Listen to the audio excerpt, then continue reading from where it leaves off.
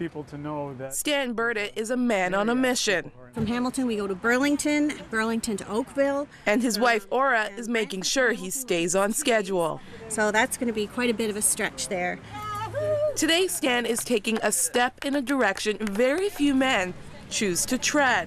we're doing a walk from London to Queen's Park over the next 10 days, doing about 20 kilometers a day. And we're heading there because we want to raise awareness about the problem of human trafficking in Ontario.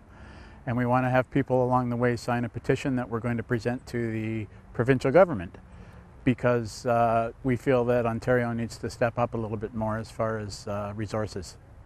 As founder of MAST, Men Against Sex Trafficking, Stan Burdett chose 2 years ago to fight an uphill battle, one against the growing issue of human trafficking in communities all over the world, but especially here at home. I was going to a number of different events where there was awareness being raised, and frontline workers were talking about the problem of human trafficking as it relates to Canadians.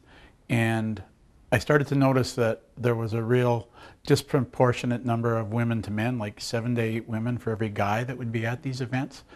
And I realized that, especially in the sex trafficking area, it's the men that are creating the demand for it. So I figured that men should be at the forefront of fighting it. And so that's why MAST, Men Against Sexual Trafficking, started. It's an issue Aura, his wife, says needs male champions. Too many people think that human trafficking, certainly sexual trafficking, is a woman's issue because it's inflicted on women and youth.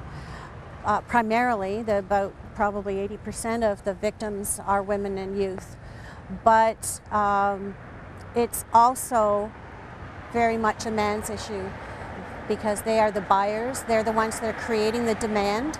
And if men could have more respect and integrity, then human sexual trafficking would disappear.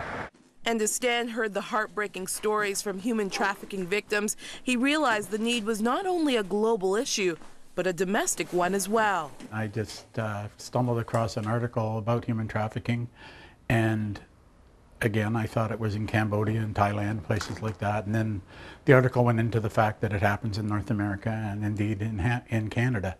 And then I did more research and found out that, yes, the problem is very real, and it's a very critical time right now, because the people who are doing the trafficking and exploiting are getting more and more of a foothold, and we need to fight back against that. And I think it's just the fact that people aren't aware as they should be about it. Although there are no clear numbers of how many people in Canada are trafficked, according to the United Nations, 2.5 million people are trafficked into forced labor as well as sexual exploitation. Then I started living out of a car. Stacy was one of those victims, sexually exploited for 8 years.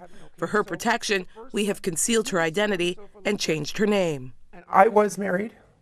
My husband died. Within the next 6 months, I was to lose my mom and my 2 best friends. And I also lost contact with my my brother and his nephews. So I was weak. I was vulnerable, and I think that I had clinical depression, although it wasn't diagnosed. And a friend of mine introduced me to her husband's friend, although I now know in hindsight that they were ulterior motives. And I was vulnerable, and he would go out every winter, in the winter, and brush the snow off my car, warm it up. I never got into a cold car. He was there for everything, and I fell for him. And very shortly into the relationships, it was suggested, due to financial issues, that I go and dance. And it was not something I wanted to do, but I still thought I was in love and that I was doing for my man and all of that sort of thing. And I ended up working in the bars for 8 years. His son came to live with us. He was very, very young. I took care of him. And at one point when I tried to leave, because eventually I realized what was going on, that he broke all my toes and took all the doors off the inside of the house and started bringing men home. At one point I didn't leave the house for 9 weeks. And I never had a key. All my identification, which had been held in safekeeping for me, was long gone, as were any of my friends. Anywhere where you see the 3D work, the dirty, the dangerous, or difficult work, then there's a potential to find human trafficking in that area. Marty Van Doren is the RCMP's Human Trafficking Awareness Coordinator and hears stories like Stacy's all too often. And there's huge money to be made in human trafficking. For example, the girls working the high tracks in Toronto, they're making their pimps on average $1,000 an evening.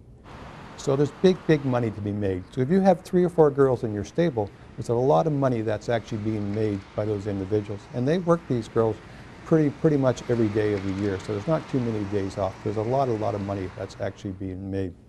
In regards to forced labor, whenever you can get somebody to provide a service at a reduced fee, you have a chance of making more money. And sometimes those reduced fees are little or no money at all. Human trafficking is all about 3 words: control, exploitation, and profits.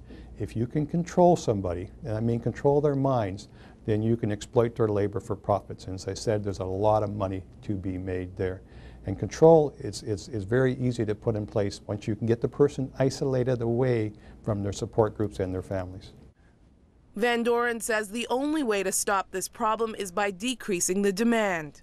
If you use the services of prostitutes, you know, if you go to the strip joints, you're probably supporting human trafficking in some way. If you buy, sell, or barter in counterfeit goods, you know, the knockoff purses, the knockoff clothing, most of these are made in sweatshops in third world conditions. You may be supporting human trafficking. The pornography industry is a huge industry in the world. You know, if you're buying pornography, you may be supporting human trafficking. So be aware of what you're doing. And if you're buying products, you know, make sure that they're made in not enforced labor type conditions. So you kind of address the demand side from that perspective. And knowing the indicators and responding to the indicators is absolutely essential. That's why he says it is important for men like Stan and his group to get involved in spreading the word about human trafficking. 27 million we are brothers keepers, and you know, and men have as much of a responsibility to respond to victims of human trafficking as females do. You know, so the more men that become aware, the better it is. And the biggest part of the program is that to see human trafficking victims, especially in the sex trade, as victims. They're not criminals, they're victims, and we got to treat them as victims. People should be aware that nobody is exempt, nobody's safe, and it can happen to anybody. I've seen politicians, children, police officers, executives, and girls who are from group homes and things like that too, so it can happen at any level. Stan and his wife Ora have made this a family mission. So how are you feeling about it? While he works with bringing awareness to men, she chairs the London Anti-Human Trafficking Committee. It's actually become a ministry. It's become something that we're not just passionate about doing something as a human rights issue and as a justice issue, but it's also a spiritual issue for both of us. And it's just amazing to be able to have each other's support when we're dealing with things that are very dark, and to know that that prayer and a focus on God can make a difference and shed some light into some very dark places in the world. And together, step by step, they both feel change will happen. In London, Ontario, Magdalene John, 100 Huntley Street.